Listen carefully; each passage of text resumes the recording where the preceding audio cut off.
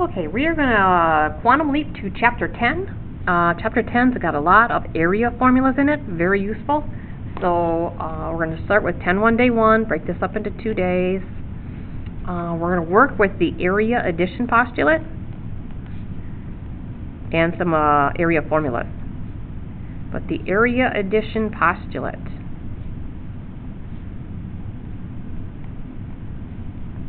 says that the area of a region is the sum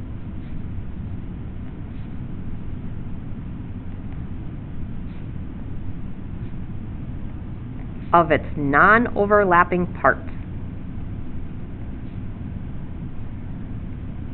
Overlapping parts. So, very much common sense. If you had a region that looked like this,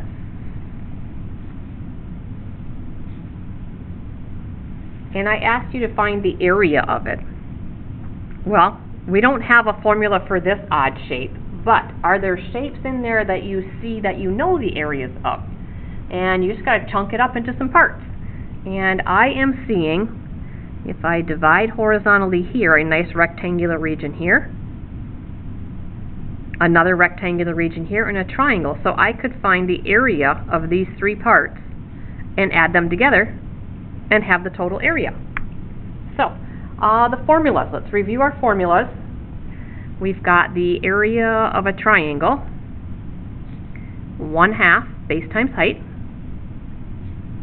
or that's also base times height divided by 2, whatever makes you smile inside.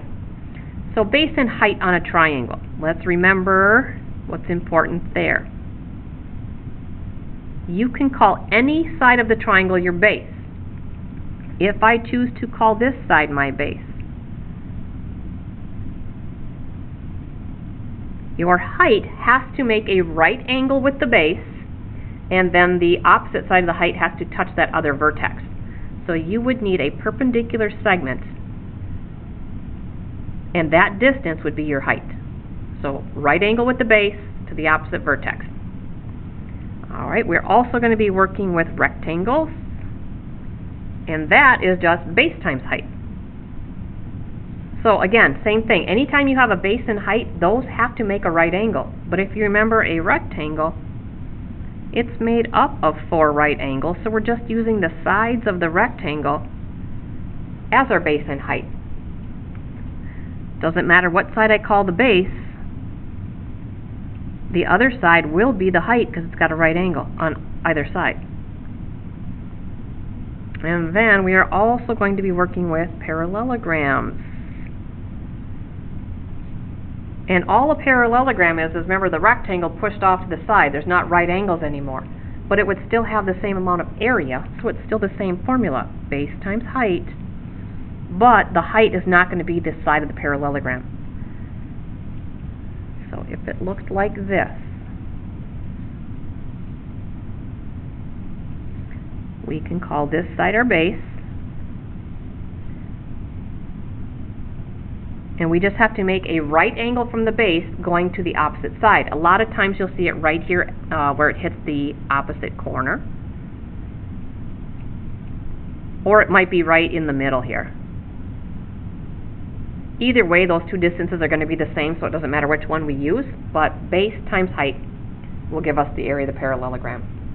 Now, there's going to be a lot of formulas coming at you in this chapter. So I took a full sheet of paper, and I can't get it all on the screen, but I drew a line right down, cut it in half this way, the short way. Then I took this top half and I divided it into 8 sections. Because once we get going in this chapter, it's going to be much easier for you to have all of your formulas in one spot so you're not flipping back to all the sections of notes. So then I just took those 3 formulas and transferred them on here. And you can do that at any point. We don't have to take the time right now in notes to do that. So go ahead and get yourself a note sheet going that you'll keep adding to each day. But you can do that later. We're going to jump into the example. And we'll start with a basic one and then challenge you after that. So let's start with our parallelogram. Let's go the long side being 12 and 6, and I've got this distance across here being a 5. So I see a parallelogram. I like to write down formulas right off the bat without putting any numbers in. I need the base and I need the height. And I know that has to make a right angle. I see the right angle here. The 5 and 6 are the base and height.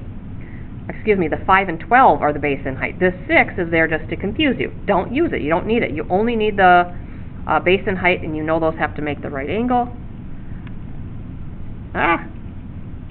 12 times 5 gives us an area of 60 square units. Okay, let me challenge you now.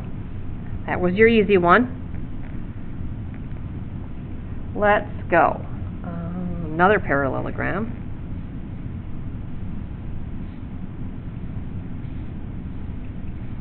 Let's go with a side 20 and a 34, and this time a 60-degree angle here. All right. Well, I didn't give you the 90-degree angle like I did on number 1. So, if I'm going to use this as my base, I need to know how far to the opposite side it is, making a right angle. Well, if I do that right from this corner, and I draw in that perpendicular line, I now have a 90 and a 60, even though it's a little out of whack here. This would be a 30. My scaling's not too good, but I got that 30, 60, 90 triangle where I know the hypotenuse. And if you were in class, your eyes might be going to the front right now looking at that board and that poster up there that gives us the proportions for the 30, 60, 90 triangle. 30's across from the short leg, the 60's across from the long leg, and the 90's across from the hypotenuse. If you remember, maybe you don't, the short leg we called X, everything was in reference there. The hypotenuse was double the short leg. So that was an easy one. It was the short leg to the long leg was take the short leg times by square root of 3. So, if you look here, I need to get over here to this side. That's that long leg side. But I would have to go to the short leg first. So if this is 34, that's the hypotenuse, I've got to cut that in half to get the short leg. So 34 cut in half gives me a 17 right here. So you can see I'm a little off scale, because that would mean this is 3 here, because my whole thing was 20. So it's a little bad, but we'll go with it. And then this side would be 17 square root of 3. So now I know this is my height, this is my base, area being base times height, 20 times 17 square root of 3. If I want to leave this exact, I will just multiply the 20 by the 17. That's a legal move. 20 times 17 is 340, and you just attach on that square root of 3. If you just type it all in, you'll get a decimal, and I don't know if the book's going to ask for exact or decimal, so we'll just do both. 588. I'll go 90 square units. Okay, that was a little tougher because you had to go back to that 30, 60, 90. Let's keep going. Number 3.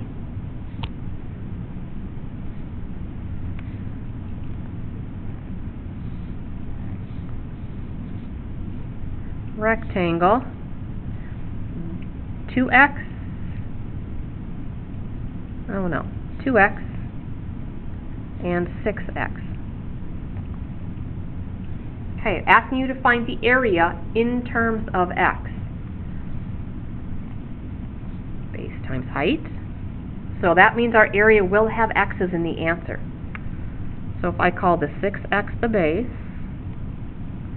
height being 2x, now I multiply, and it's just remembering your algebra rules. The 6 does find the 2 to make 12, and then the x timesing by another x. We're not adding, we're multiplying. That will become x squared. So the area will be 12x squared square units. Okay, now let's do a little working backwards. Let's say, here's my rectangle.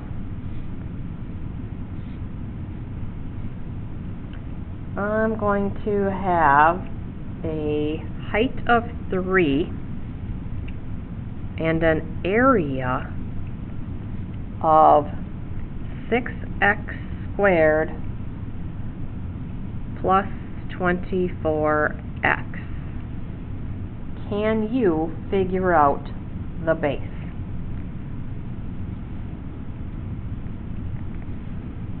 Okay. The working backwards ones, I highly recommend you just write down the formula you're going to use first. Because we're working with area of a rectangle, start with that formula. Don't write anything else but the formula. Now substitute in the parts you know. Well, this 3 is taking place of the height. I'm looking for the base, and the area was given as this ugly expression. So I'm going to take this 6x squared plus 24x and put it in place of the a, because that's what it's equal to. So this is substitution, just substituting equal parts in. Base I don't know, so I leave it as b. Height is 3. And now we just do algebra, work backwards, and solve for that base. Well, I need to get rid of the 3, so it's being multiplied, so all I've got to do is divide by 3. That means I've got to divide everything by 3. So now, distributing that division, I'll have 6 divided by 3 is a 2x squared. 24 divided by 3 is 8, and the x is still there. So the base is 2x squared plus 8x. Everything in terms of x, because I had x's in the area. All right, let's try another. No algebra, well, no x's in it this time. Say we've got a nice right triangle. Hypotenuse is 20. This leg is 12. Base is missing. Asking you to find the area.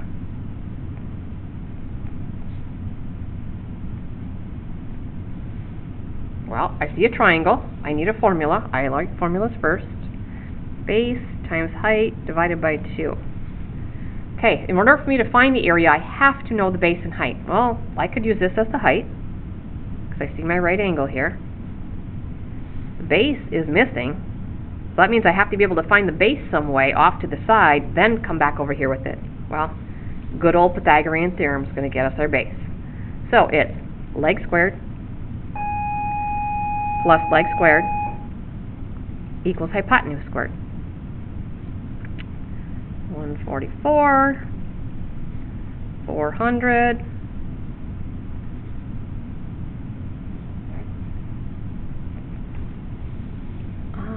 let's see, 256, square root 256, base is 16. Now it's a simple problem. So base is 16, height is 12, I've got to divide by 2, final answer, 96. Just a calculator problem from there. And a couple more to finish up. Done with that. I can use this. Let's see, I'm on number 6.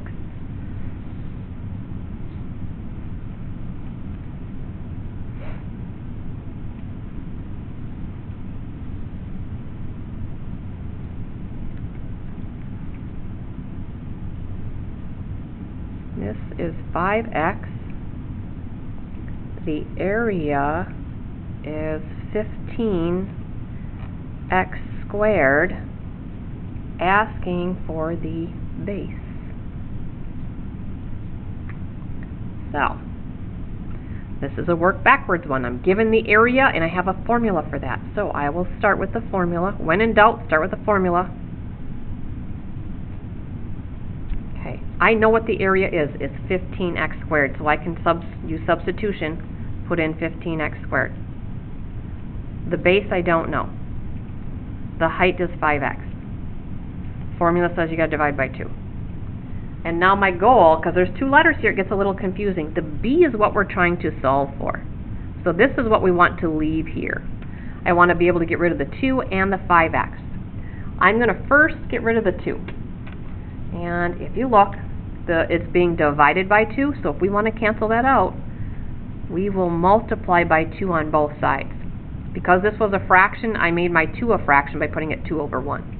This side doesn't have a fraction, so I can just times by 2. So on the left, I will now have 30x squared. Here the 2's cancel before I even multiply. Now I've got b times 5x. And again, my goal is solving for b, so I want to get rid of the 5x. So I'll do the opposite, which is divide by 5x. I will divide by 5x. These will cancel. And just some algebra rules here. The 30 does divide by the 5 and reduces down to 6.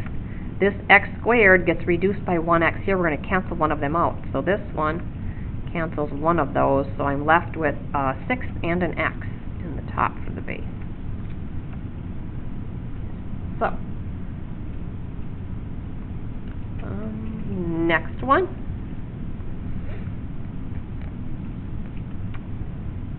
Here's a nice triangle. 17, 25, and a 15. Asking you to find the area of this triangle. Okay, and you could see it as 2 small triangles, find each one and add them together, or you could see it as one big triangle. That's the quick way, is one big triangle. But if I want to do one big triangle, I got to find the base and height. There's the right angle. That means I need to know this whole base. That would be the base. And the 15 would be my height.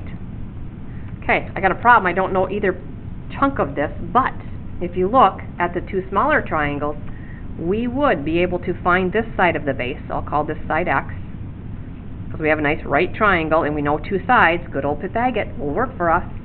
Over here we've got a right triangle again. With this side missing, we can use Pythagorean theorem there. So it's 2 Pythagorean theorems just to find these 2 pieces. Then we'll have the base. Then we can come back here and do base times height divided by 2. So, setting these up, it's not much. It's x squared plus 15 squared equals 17 squared. Making sure you've got the hypotenuse by itself. This one over here, the 25, is the hypotenuse. So y squared plus 15 squared equals 25 squared. We've done these so many times this year, I'm just going to grab a calculator and do all of the work on it. Watch my little shortcut. I'm going to go 17 squared minus 15 squared and then square root that answer. So I don't have to show all those steps. 64. I guess I can show that. Square root, I will get 8. So this side is 8. There's no way that's going to be 8 because these 2 pieces are different, so this is not hitting the midpoint. But I know the algebra will be 25 squared subtract 15 squared. That's 400. If I square root that, that should be 20.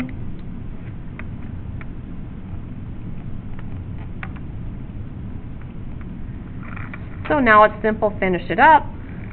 Base will be 28 when I add those together.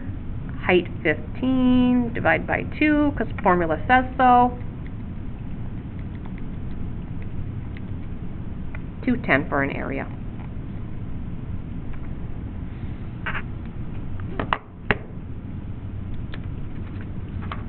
Two left. Let's go number 8.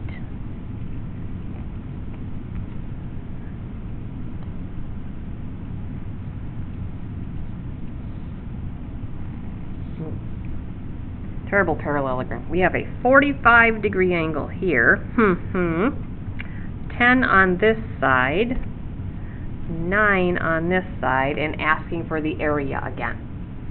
So, we did a 30, 60, 90. I guess you can see what's coming your way is a 45, 45, 90.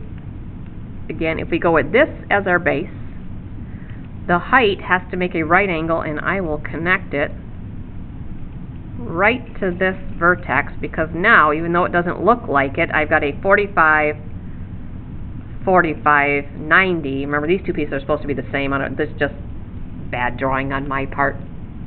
But, again, if you were in here, the poster for the 45, 45, 90, sorry about my bad to scale drawing there. The legs are equal, and then it's times the leg by square root of 2 to get to this hypotenuse.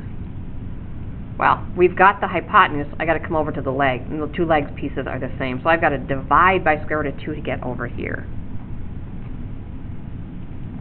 And I don't need to get the decimal for that. I can just work with that because the calculator is going to do the work later. Base times height. Base is 9 times 10 divided by square root of 2. That's all calculator work. I guess if we wanted it exact, it would be 90 over square root of 2. Hit it with a 1. Multiply tops. That'll be 90 square root of 2. This will become square root of 4. Square root of 4 is a 2. And then we can reduce this. This will be a 45 square root of 2. Or, if the problem doesn't want it exact, you just want to pick up a calculator, 9 times 10 divided by square root of 2, 63.64.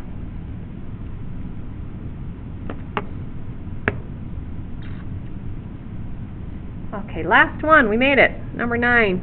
We're not doing too bad on time. Let's see, we've got this rectangle. And here's what I know. The perimeter is 72 inches. And the base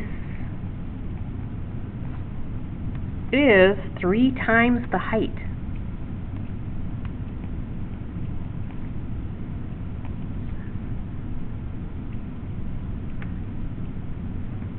So, haven't had perimeter all day. Has really nothing to do. Oh, find the area. Oh, it does have find the area. Okay, well, obviously we need to know the base and height, and I didn't give you either one of those things.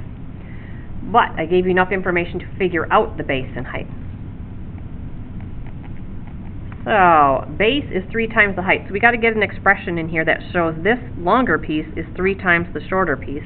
So I will use 1x for the short piece, 3x for the long piece, because it gives me perimeter. And remember, that's just adding up all of the outside edges.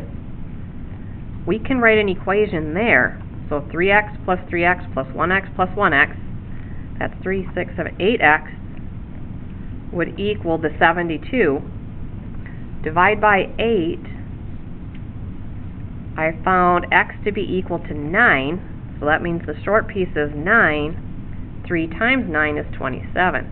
Now I got the base and height.